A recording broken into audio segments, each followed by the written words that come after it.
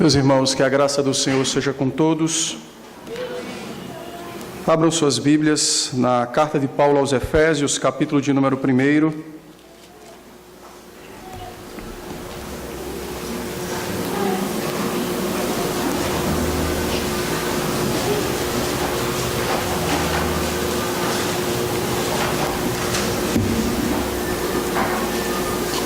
Efésios, capítulo de número 1. Nós vamos ler os versos de 3 até o verso de número 5 e depois eu estarei orando. Efésios 1, de 3 a 5, diz assim a palavra do Senhor. Bendito Deus e Pai de nosso Senhor Jesus Cristo, que nos tem abençoado com toda sorte de bênçãos espirituais nas regiões celestiais em Cristo. Assim como nos escolheu nele antes da fundação do mundo para sermos santos e irrepreensíveis perante ele, e em amor nos predestinou para ele, para a adoção de filhos por meio de Jesus Cristo, segundo o beneplácito de sua vontade. Amém. Vamos orar. Santíssimo Deus, nosso eterno e bondoso Pai, nós estamos cultuando o Teu santo nome, a Tua majestade, e chegamos ao momento em que a palavra é lida e também nos será exposta. E cremos que o Senhor, pelo Teu Espírito, nos falará por meio da palavra pregada, ainda que aquele que pregue seja um pecador. Entretanto, cremos que o Senhor age por meio de pecadores, redimidos e transformados, aqueles pelos quais o Senhor mesmo decidiu usar como teus instrumentos. Por isso, então, Senhor, nesse instante, fala a cada um de nós que as minhas falhas, os meus pecados, as minhas fraquezas não se tornem impedimentos para que o teu povo ouça a tua doce voz. Então, somente o Senhor fale a nós e comunique a Tua graça bendita, a fim de nutrir a nossa alma, a nossa fé, e de estreitar ainda mais o nosso relacionamento com o Senhor, na pessoa santa do Senhor Jesus, nosso amado Salvador. Dá-nos esta graça nesse instante, é o que nós te pedimos, pelo auxílio do Teu Espírito, em Cristo Jesus. Amém. Meus irmãos, nós estamos considerando a carta aos Efésios, nós já vimos os versos 3 e 4, eu quero nessa noite tratar sobre o verso de número 5. As declarações iniciais do livro de Efésios, ou da carta aos Efésios, são declarações de gigantesca importância, e nós não podemos tratá-las de modo apressado ou de uma maneira que se torne desdenhosa, haja vista a sua importância para nós. Por essa razão eu tenho me demorado nestes versos, a fim de que tanto eu quanto a igreja aprenda ao máximo acerca das doutrinas expostas nesses primeiros versos da carta aos Efésios. Eu creio que os irmãos já devem ter ouvido pregações desse texto. E não é novidade a doutrina da adoção. Entretanto, é muito comum ver pregadores e até comentaristas, quando olham para esse texto e quando abordam a doutrina da adoção, abordarem exatamente da perspectiva ou humana ou dentro da história humana.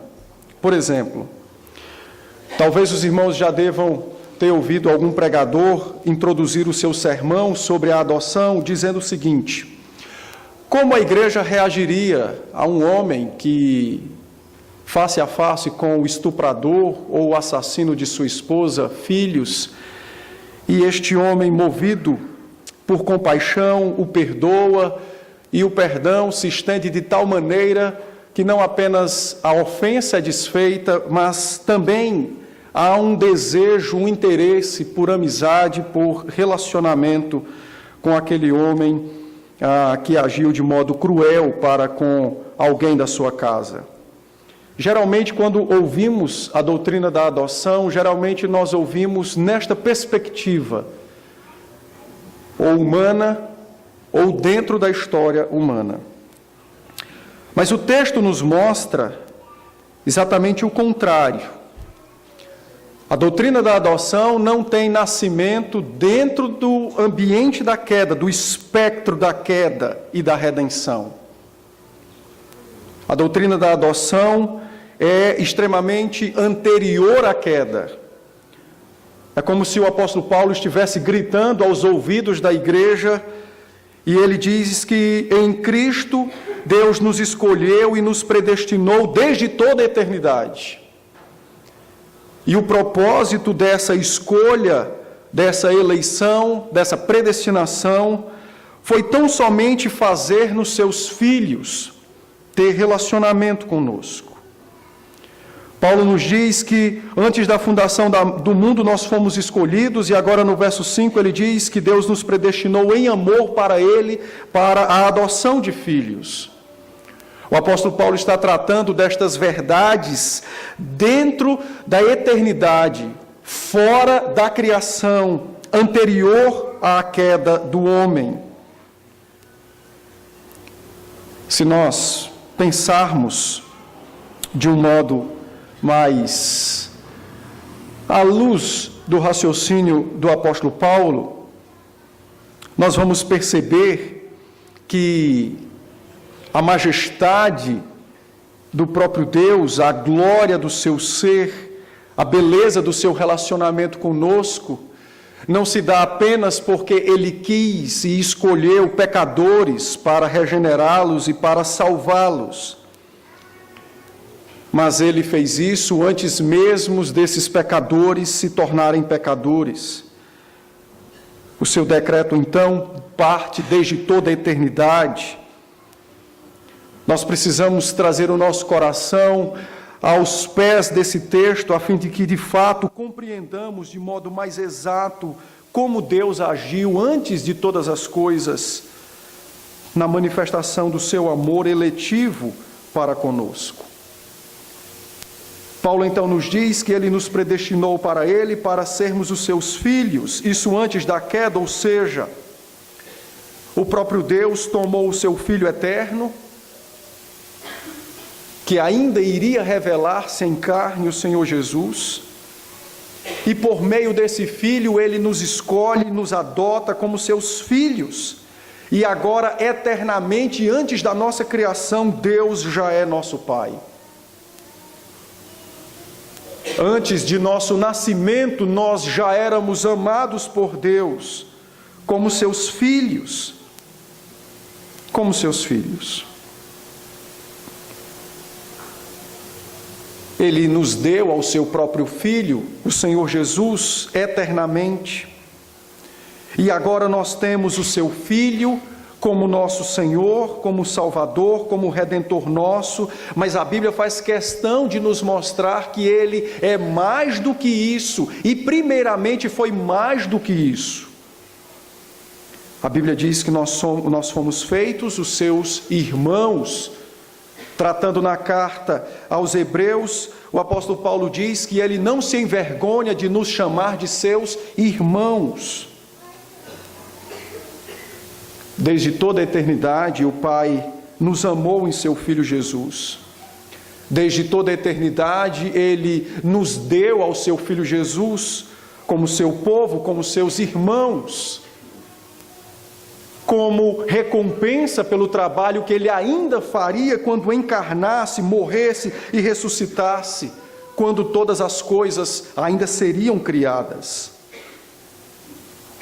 Desde toda a eternidade, Cristo é nosso, é mediador, é Senhor, é Salvador, é doador da vida, é o primogênito. A Bíblia o trata como o primogênito. E a razão é simples. Não é porque Ele se tornou nosso irmão, quando Ele nos salvou na cruz, Ele já era nosso irmão, e por esta razão veio a nós em carne, para nos salvar na cruz.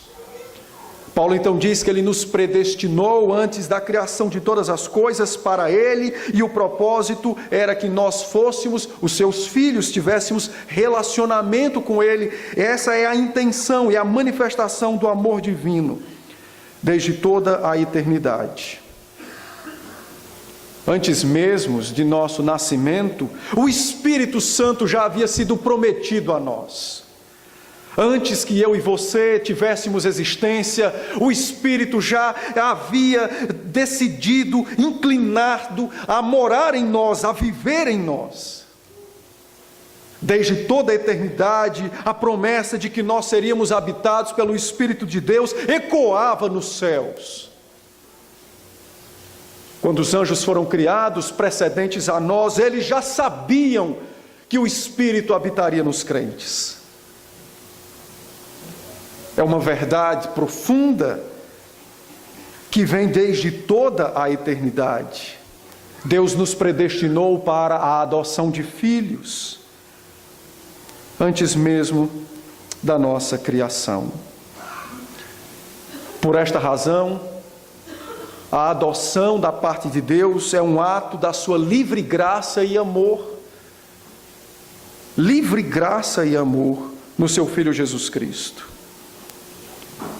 Por meio de Cristo, Deus nos amou eternamente, e esse seu amor se materializou, digamos assim, na sua decisão de nos fazer participantes da sua família.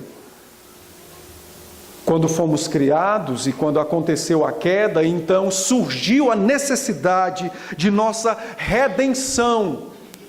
E agora esta adoção dentro do mundo criado, ela se dá pós-justificação de nossos pecados. E gera frutos, e este fruto é a nossa edificação como casa, corpo, igreja do próprio Deus, a noiva de Jesus Cristo.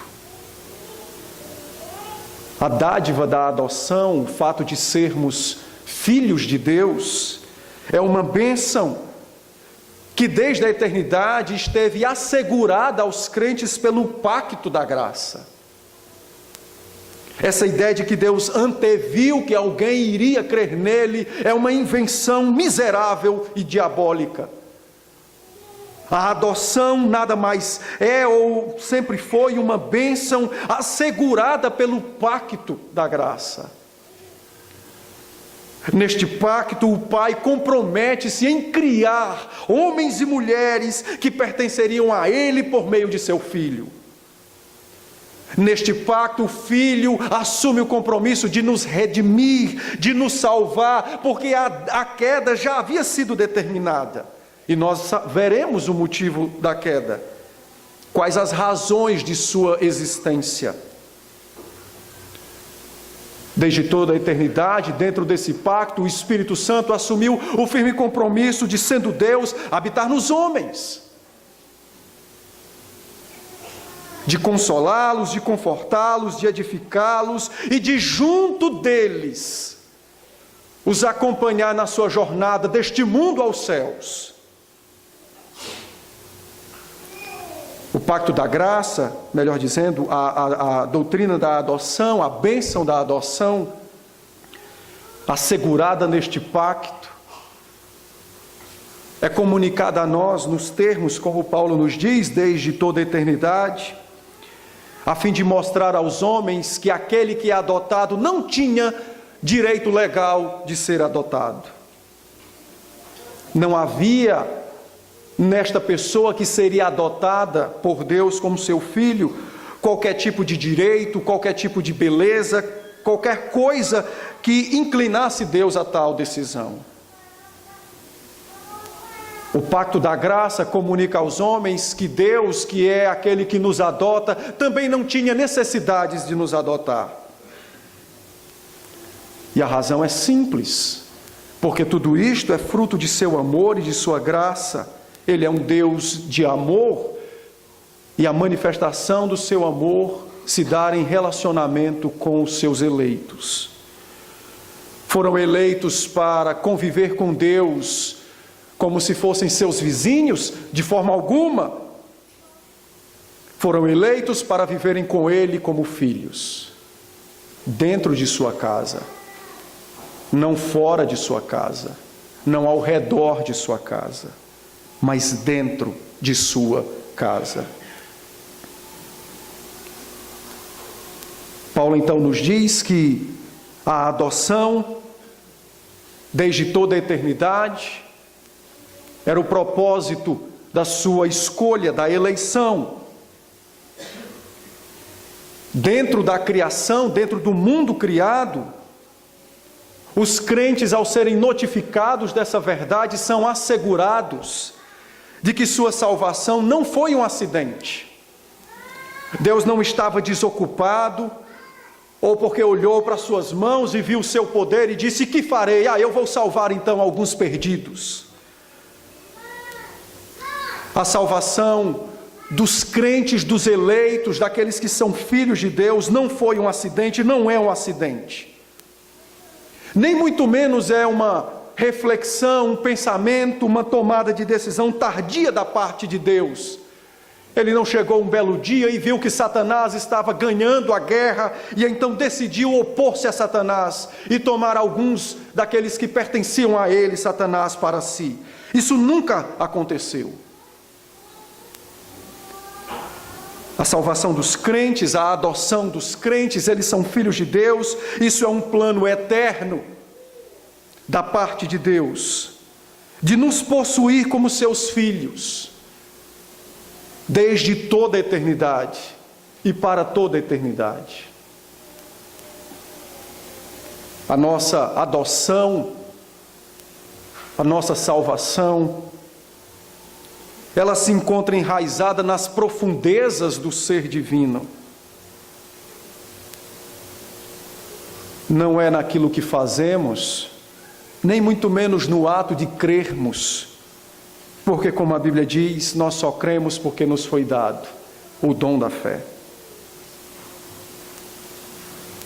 A adoção, a salvação dos crentes, é enraizado então nas profundezas de Deus, revela exatamente um Deus que é Espírito, mas é um Deus amoroso, e decidiu se fazer Pai de homens e mulheres que Ele ainda iria criar, e relacionar-se com eles, e tê-los em seu convívio, e amá-los como seus filhos. Talvez alguém entre nós pergunte: mas como poderia então esse decreto da eleição, da adoção cumprir-se, sendo que há uma distância astronômica entre Deus e nós? O apóstolo Paulo, iluminado pelo Espírito Santo, responde-nos essa pergunta, dizendo que nós fomos adotados, predestinados para esta adoção por meio de Jesus Cristo. O meio é Cristo. É para Ele, por meio dele, que nós fomos salvos e eleitos. E fomos feitos filhos. Mas antes de entrarmos nesse ponto, que depois nós veremos a queda, o motivo da queda, Paulo, ele usa uma palavra, na verdade, ele mostrando-nos esse propósito filial, esse relacionamento de pai e filho que Deus determinou ter conosco. Ele usa então essa palavra adoção, que ele retira do ambiente jurídico romano. Israel não conhece essa palavra. Por incrível que pareça, apesar de ser o povo da aliança, Israel não conhece o que significa adoção. Não se encontra em nenhum lugar do Antigo Testamento a concepção de adotar alguém. Eles foram escolhidos no meio de uma multidão e feitos filhos de Deus. Qual a necessidade de falar de adoção? Cristo precisava vir para que isso pudesse ser revelado. O apóstolo Paulo, então, versado na cultura romana, ele então toma essa palavra do ambiente jurídico romano, e essa palavra, o seu significado é tão somente forense, jurídico, adoção, que significa tão somente dar direitos a alguém que pertence exclusivamente a um filho legítimo. O significado de adoção aponta para status, para posição. O apóstolo Paulo é o único que fala sobre adoção no Novo Testamento. E só 5 vezes essa palavra é mencionada na Bíblia, dada o seu peso e o seu significado. No mundo antigo, onde as leis romanas imperavam, a adoção era comum. E quando um pai dispunha seu filho para ser adotado, e encontrava alguém que queria adotar aquela criança, ambos os pais e a criança iam à feira, a um lugar público. Diante então dos olhos de todo mundo, o pai biológico encenava, dramatizava a venda do seu filho para o outro que queria adotá-lo. Fazia isso por 2 vezes, mas sempre se arrependia e então reconquistava o seu filho. Mas na 3ª vez, ele entregava o menino definitivamente ao pai adotivo. De posse da criança, então, o pai adotivo busca um dos juízes romanos e pede ao juiz que agora legalize a adoção daquela criança. E o que consistia então nessa legalização da adoção? Simplesmente uma proclamação pública e jurídica de que aquela criança era dele e de que os direitos e os deveres daquela família pertenciam agora também àquele menino. Nesta proclamação pública de adoção, também fazia-se conhecido de todos que se por acaso houvesse dívidas ou obrigações da família anterior, aquela criança agora estava completamente isenta, não tinha mais nenhuma participação em tais obrigações. E embaixo dizia-se por quê? Porque ele nunca existiu no meio deles. A lei romana considerava que aquela criança era uma nova criatura, como se estivesse nascendo no exato instante em que foi adotada, como se nunca tivesse vindo ao mundo. É neste ambiente que Paulo toma a palavra adoção e aplica aos crentes. Fomos feitos novas criaturas, como se nunca tivéssemos existido antes, quando éramos pecadores, imiscuídos, mergulhados em toda a podridão de Satanás. Mas agora nascemos de novo. Mas há uma diferença entre a adoção humana e a adoção divina. Na adoção humana, os pais se dedicam a amar o seu filho, a proteger, a cuidar dele, mas não podem transferir para ele características físicas. Apesar do filho receber direitos e deveres, mas não pode receber características da família que o adotou. No caso de Deus é diferente. Ao nos tirar do mundo, Ele nos dá o seu Espírito, o seu próprio Espírito. Ao nos adotar, Ele faz com que nós possuamos algo que somente Ele possui. E o Espírito agora, da parte de Deus, na vida, no coração desses crentes, que são seus filhos, o Espírito os conduz à verdadeira estatura para o qual eles foram preparados, a estatura de Cristo, a perfeita humanidade. Os crentes recebem o poder que se encontra em Deus de falar a verdade, de viver a verdade. Suas almas são transformadas dia a dia. A alma de Deus agora está na alma do homem pelo Espírito. De tal maneira que o apóstolo Pedro escreve na sua segunda carta e diz: Ele nos fará participantes de sua própria natureza. Na adoção humana, os homens não podem fazer isso. Mas na adoção divina, Deus faz isso. E nos muda, e nos transforma, e nos aperfeiçoa.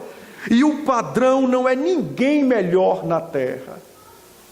O padrão é o seu próprio Filho. É Ele mesmo, na pessoa de seu Filho. Por esta razão, porque Deus coloca em nós o seu Espírito, Paulo então nos diz que nós fomos predestinados para a adoção por meio de Jesus Cristo. Meus irmãos, se não tivesse acontecido a queda, nós não seríamos filhos de Deus. Não se escandalize com o que eu vou dizer, mas Deus nos escolheu para sermos seus filhos em Jesus Cristo, não em Adão. Adão, ao obedecer o pacto das obras, o qual lhe foi dado para a obediência, eu não estou questionando esta verdade, eu estou pensando sobre o propósito para o qual Deus determinou a queda. Se Adão obedecesse àquele pacto, todos nós estaríamos nos céus, à presença de Deus, mas não em Cristo Jesus. E reunido com os anjos e os querubins, entoaríamos louvores a Deus e diríamos glórias e majestades a Adão, e não a Jesus Cristo. Ao nosso Pai, que foi forte, vitorioso, a ponto de vencer as tentações e Satanás. Ao nosso Pai, Adão, que derrotou e humilhou Satanás por sua obediência, louvado seja Deus por ele. Mas o texto nos diz que nós fomos escolhidos e adotados em Jesus Cristo. Lembra daquele texto de Romanos 8 que diz que todas as coisas cooperam para o bem daqueles que amam a Deus? Pois a queda coopera para o nosso bem. Quando Adão cai e leva consigo todos nós, agora o Filho manifesta-se como o nosso fiel Redentor. Quando Adão cai e leva todos nós consigo, o amor de Deus ao máximo será provado pelos homens nessa terra, de tal maneira que o seu próprio Filho será dado para nos resgatar do império das trevas, da escuridão do pecado. Quando nós olhamos a queda, meus irmãos, nós olhamos ela muito na perspectiva humana, os nossos sofrimentos, o que ela causou a nós, mas devemos observá-la naquilo que ela também causou a Deus. Ele teve que suportar ver a sua criação sendo maculada, manchada pelo pecado, o seu nome blasfemado. Ele teve que suportar ver o seu filho morrer numa cruz. Mas tudo isso era necessário. E tinha um propósito glorioso. E o propósito era de nos fazer seus filhos em Jesus Cristo. Em Jesus Cristo. Sem a queda nós seríamos salvos. Salvos não, porque não haveria pecado, mas sem a queda nós estaríamos nos céus, possuindo vida eterna. Mas em Adão, não em Jesus Cristo. É por esta razão que o apóstolo Paulo, escrevendo aos Coríntios, na primeira carta, no capítulo 15, ele diz: o primeiro Adão foi feito espírito vivente, mas o segundo Adão, Jesus Cristo, é o espírito que vivifica. E a razão é simples: não foi dado ao homem gerar vida eterna. Esta prerrogativa encontra-se nas mãos de Jesus Cristo. Somente em suas mãos. Eu sei que nós poderíamos pensar por que Deus determinou assim, por que Ele já não enviou Cristo em carne e nos poupou deste sofrimento, mas sem a queda não haveria a encarnação. Sem queda não haveria o Deus homem. Haveria sim sempre a segunda pessoa da Trindade, Jesus Cristo, mas não em carne. E é por esta razão que certa feita um puritano, pensando sobre isso, disse: meus irmãos, grande alento há da parte de Deus para os homens na terra. Porque na terra, quando nós sofremos, aqueles que sofrem conosco se condoem conosco de nossas dores. Mas esse condoer é falho e passageiro. Mas nos céus habita um coração de carne que pulsa por nós, à destra do Deus Todo-Poderoso. E o seu condoer-se por nós não passa, porque diariamente intercede em nosso favor junto a seu Pai. Há um homem santo e perfeito à destra de nosso Deus. Há um homem puro, que é homem e Deus ao mesmo tempo. E é por meio dele e para ele e nele que nós somos filhos. Imagine você estar nos céus, a habitação divina, e não poder ver Deus, e não saber quem é o seu Deus, porque sem a encarnação nós não poderíamos vê-lo. O abismo que ainda seria. Mas pela encarnação Deus faz-se homem. E agora apresenta-se visivelmente a nós, homens, a fim de passarmos a eternidade inteira em sua companhia. E é por esta razão que a Bíblia faz questão de nos dizer que o Filho é a imagem do Pai, para que os eleitos, os salvos, os filhos, saibam que o Deus triuno está ali, em Jesus Cristo. Oh, meus irmãos, ainda que soframos o pecado nesta carne, mas foi por meio deste sofrimento do pecado que a luz de Deus revelou-se aos homens em carne. Foi pela presença da queda que Jesus Cristo fez-se homem. E agora não há mais impedimentos para que nós estejamos com o nosso Pai, nem nesta terra e nem no porvir. Escrevendo aos Romanos, o apóstolo Paulo, no capítulo 9, quando fala da eleição, ele disse que até mesmo os vasos de desonra foram preparados antes da fundação do mundo. E Deus os suportou. E por que razão? Para que a sua glória fosse manifestada. Mas que glória? A de punir eternamente ímpios? Não somente.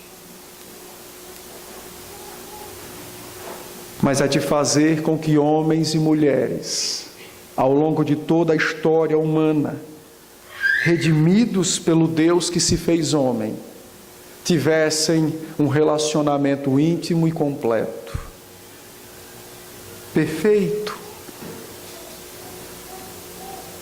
O mesmo Paulo, escrevendo aos Romanos, no capítulo 8, verso 15, ele então diz: meus irmãos, é bem verdade, Deus calculou todos os efeitos da queda, e um deles seria o nosso estranhamento ao próprio Deus. E no verso 15, Paulo nos diz que o ministério, o trabalho do Espírito Santo no mundo não é dar poder a ninguém, mas é de nos ensinar algo tão simples e sublime, que foi determinado antes da nossa criação: chamarmos Deus de nosso papai. O ministério do Espírito é fazer com que nós cresçamos nessa filiação. Diariamente o Espírito vem ao coração dos crentes e comunica a eles que o maior fruto da obra de Jesus Cristo não foi apenas nos livrar do inferno, nem nos levar aos céus. Mas o maior fruto da obra de Jesus Cristo foi consumar o decreto da nossa adoção.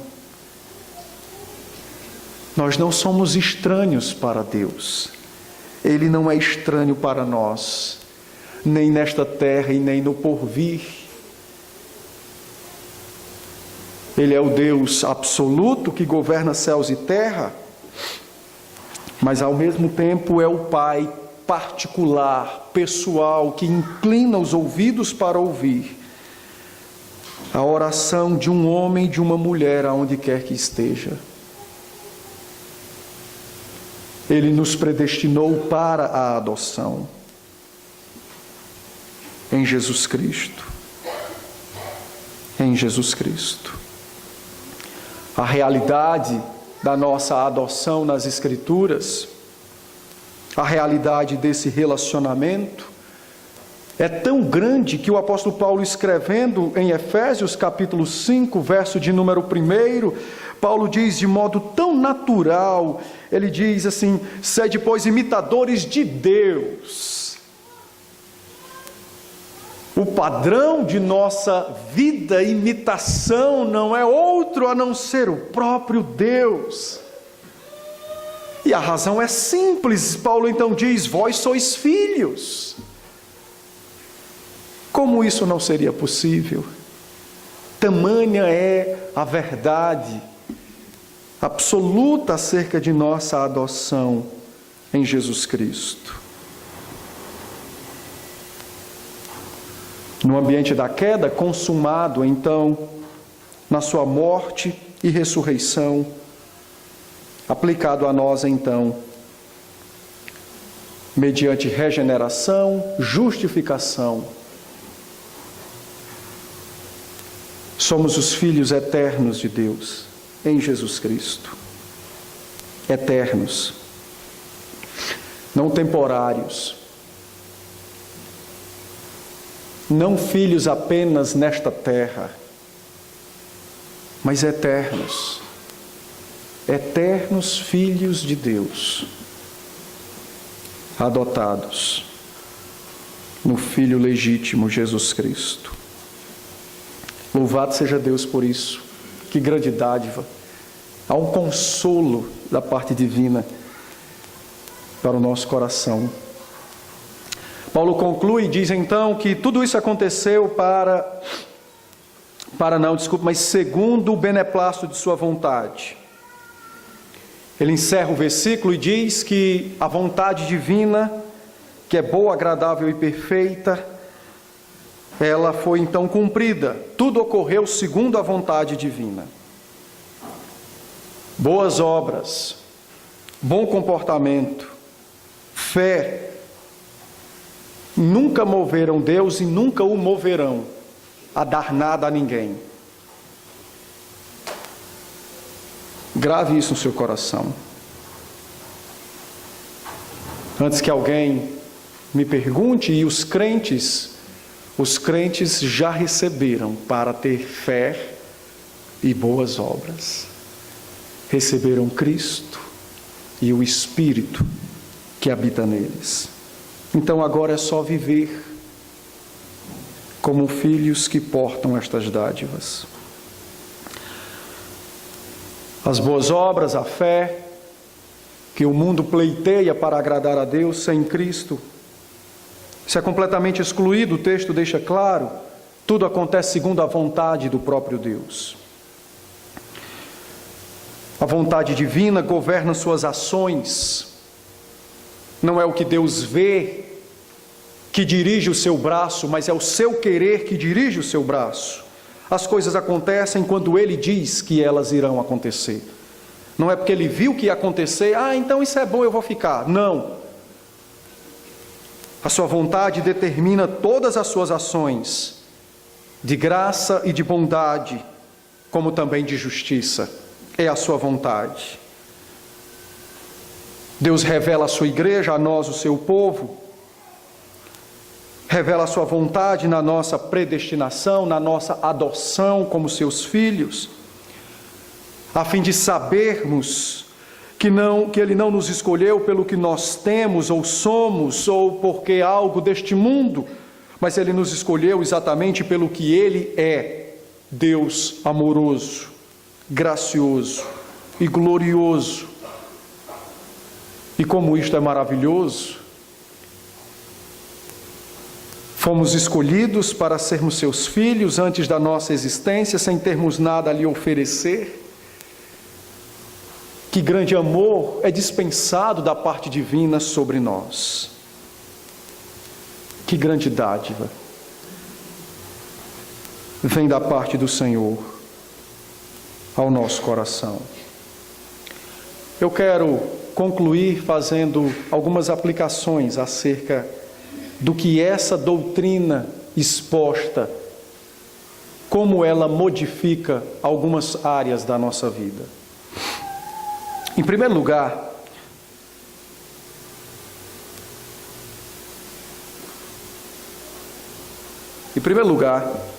essa doutrina, ela muda o nosso relacionamento com Deus.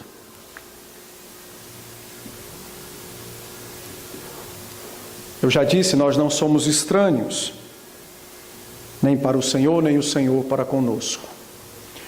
Mas você já percebeu que em alguns momentos da sua vida cristã, você se sente estranho ao Senhor? Você já percebeu que em alguns momentos da sua vida cristã, as suas orações parecem meras repetições? Você por um acaso já sentiu momentos na sua vida cristã aonde de fato não há ânimo de ir à presença de Deus, porque parece que suas orações são repetitivas, são distantes, parece que Ele, Deus, está distante de você?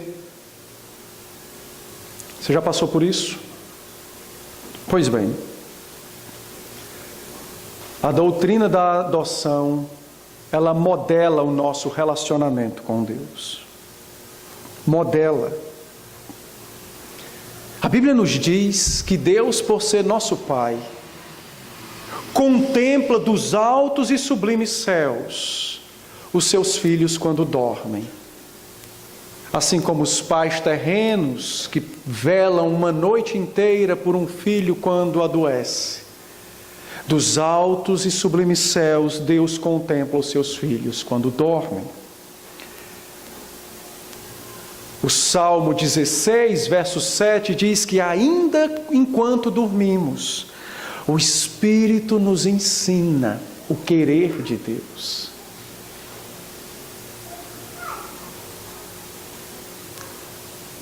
Essa doutrina modela o relacionamento entre nós e o Senhor. No Salmo 27, uma grande promessa nos é dada. Na verdade, nenhuma promessa, uma verdade nos é comunicada. É possível que um pai e uma mãe desta terra abandone o seu filho. Mas no verso 27, no Salmo 27, no verso 10, diz que o Senhor jamais nos desamparará. Ele é o nosso Pai. Bendito Ele é o nosso Pai. Como um pai, Ele não se cansa de ouvir as nossas orações. Ainda que elas pareçam repetições para nós, mas para Deus não é perca de tempo ouvir os seus filhos.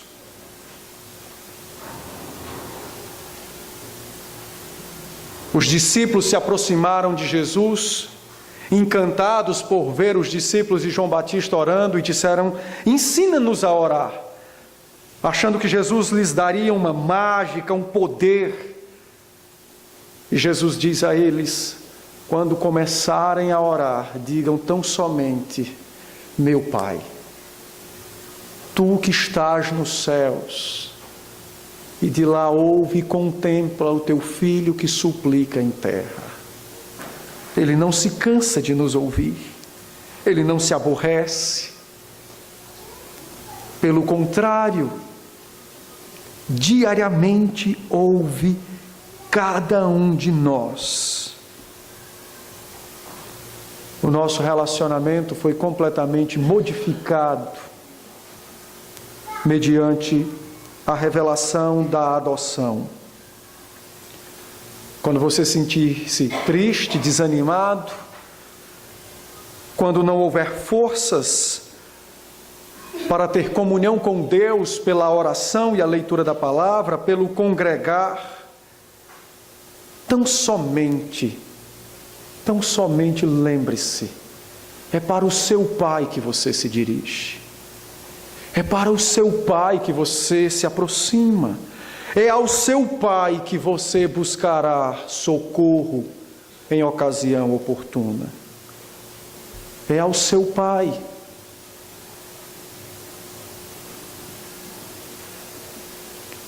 Nós precisamos crer nesta verdade e aplicá-la a nossas vidas. Quantas vezes nas nossas orações nós oramos como se Deus estivesse tão distante de nós, como se fosse uma pessoa que não desse a mínima importância para aquilo que se passa na nossa vida. Temos medo de lhe falar algumas coisas, temos vergonha de contar outras porque julgamos ser pequenas demais. Mas a Bíblia nos revela que sempre Ele está à disposição para ouvir os seus filhos. E é por esta razão que o próprio Paulo, escrevendo aos Romanos, ele diz que os crentes, por não saberem orar, não é que eles não saibam falar, mas por eles terem dúvidas quanto à sua filiação, por eles serem imaturos no seu relacionar-se com Deus o Pai, por eles ainda carregarem o pecado sob seus lombos, o Espírito então os auxilia. E às vezes a gente acha que a oração do Espírito é quando você ouve uma voz e ele diz: diga isso, diga aquilo, e não é. O verso 15 do capítulo 8, Paulo diz que o Espírito irá orar no seu ouvido, dizendo: Ele é o teu Pai. Fala a Ele como um filho. Não o trate como um estranho. Ele é o teu Pai. Porte-se diante dele como um filho, com intimidade, com amor.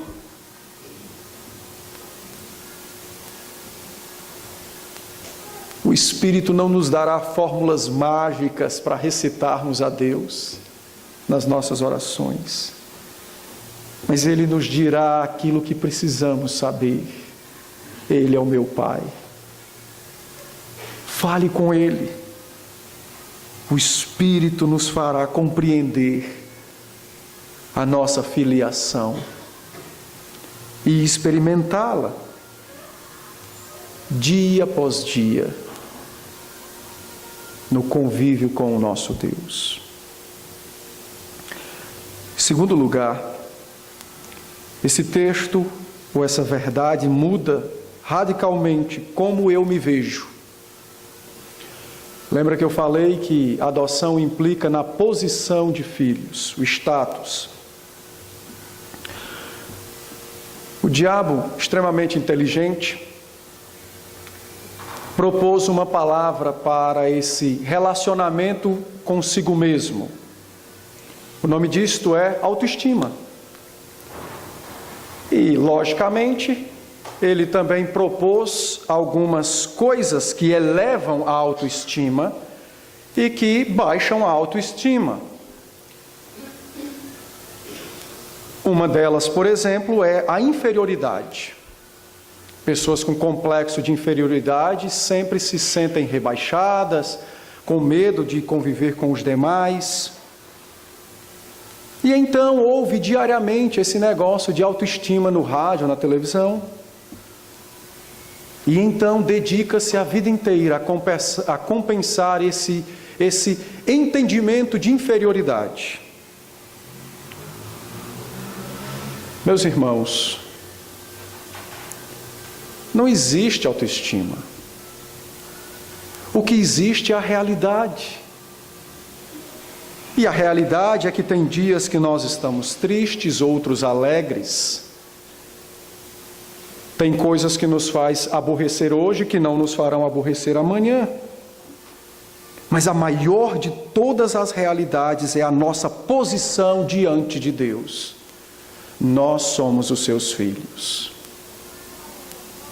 Eu não preciso correr aos quatro ventos para que as pessoas me elogiem ou vejam alguma qualidade física, intelectual em mim.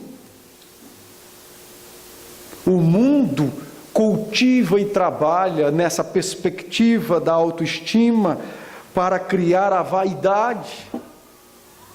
Não é à toa que nós temos visto homens e mulheres morrendo em mesas de cirurgia, simplesmente porque são incontentes, porque a unha que deveria ter nascido para lá, nasceu para cá. A doutrina da adoção, ela modela o meu relacionamento comigo mesmo. O que me faz ter a autoestima nas alturas não é as coisas que eu ouço ou vejo ou que eu possuo neste mundo, mas quem eu sou diante de Deus. Eu sou seu filho. Acho interessante que as pessoas se matam neste mundo para alcançarem uma posição de destaque diante de um outro homem que um verme vai comer. E a Bíblia diz que os crentes estão em alta posição diante do Rei do Universo. Nas suas mãos residem os dias da nossa vida. E Ele é quem decide quem tem mais e quem tem menos. Mas nossa preocupação é saber o que o outro pensa, o que o outro fala de mim, ou coisas dessa natureza. Isto tudo é futilidade, é como diz Salomão escrevendo Eclesiastes, é correr atrás do vento. A verdadeira autoestima do crente está em Deus, que é seu Pai, e que o fez imagem e semelhança de si mesmo. Isso nos leva para a terceira aplicação desse texto, que é como nós vivemos ou nos relacionamos com o sofrimento. Essa pergunta de por que Deus é bom e deixa a gente sofrer na terra, rapaz, essa história aí é história para boi dormir.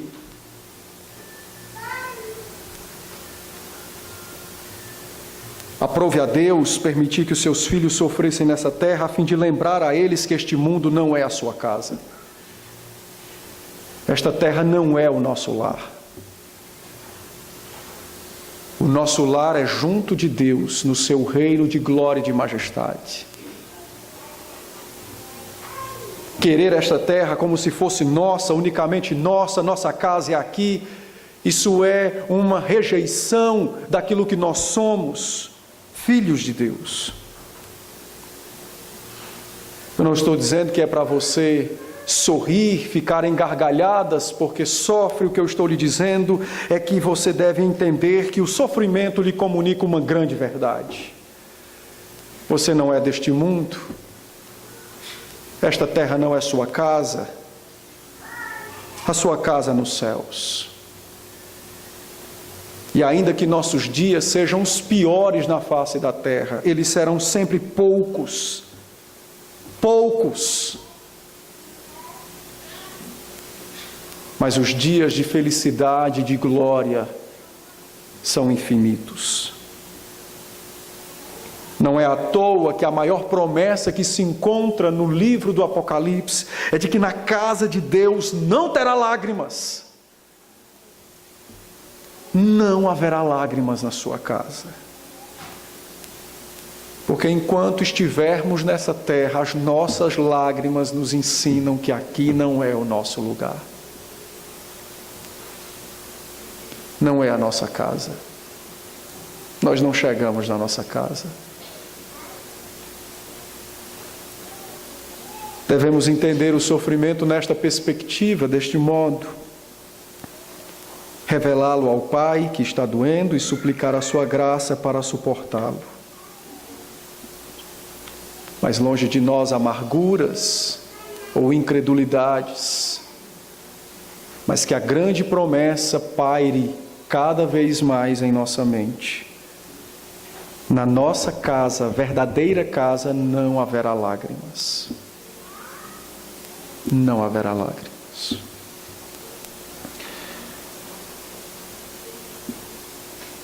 Eu quero finalizar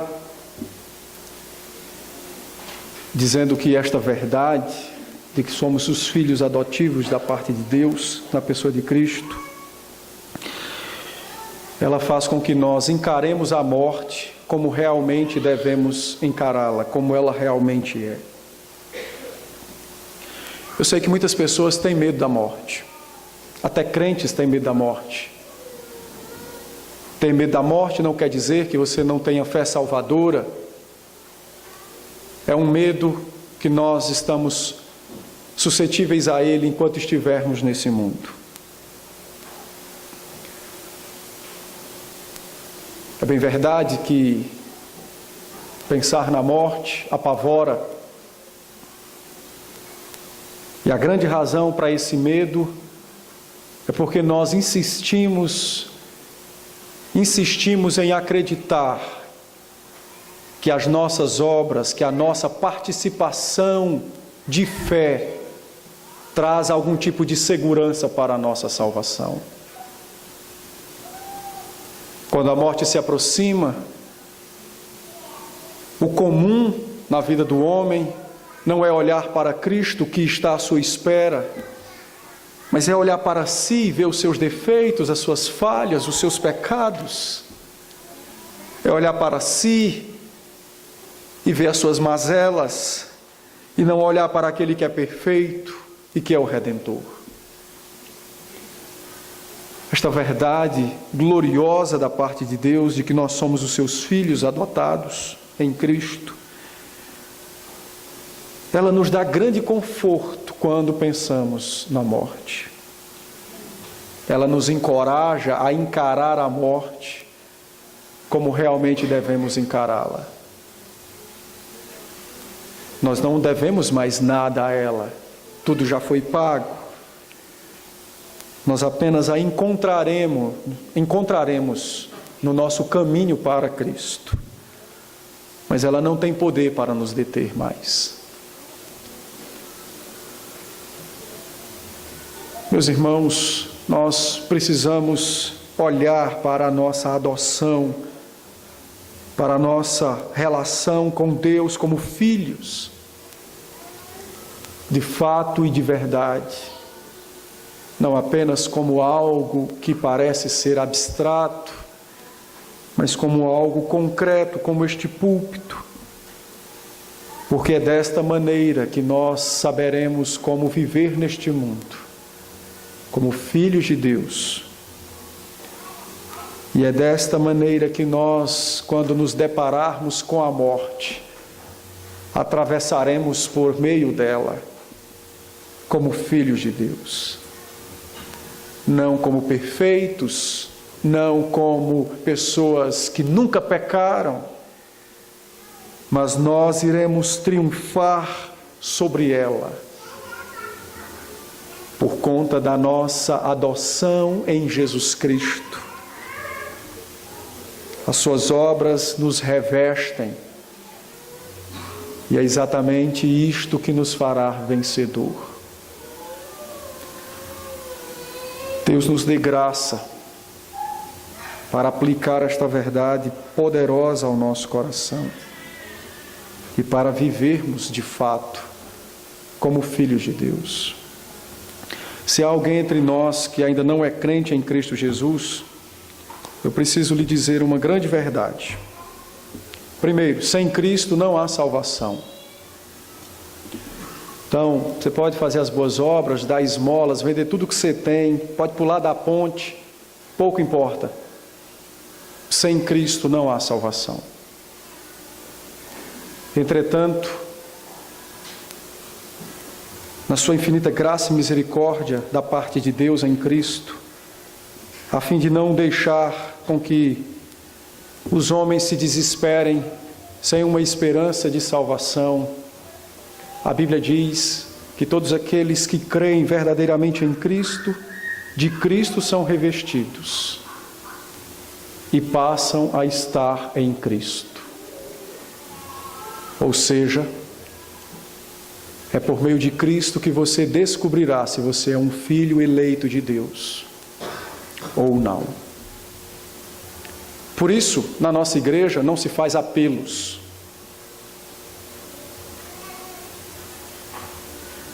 Porque quem precisa ser descoberto como filho somos nós.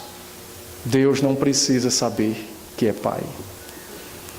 Então apele você a Ele e rogue a Ele graça e misericórdia sobre sua vida. Que Deus seja conosco. Vamos ficar de pé, vamos orar nesse instante.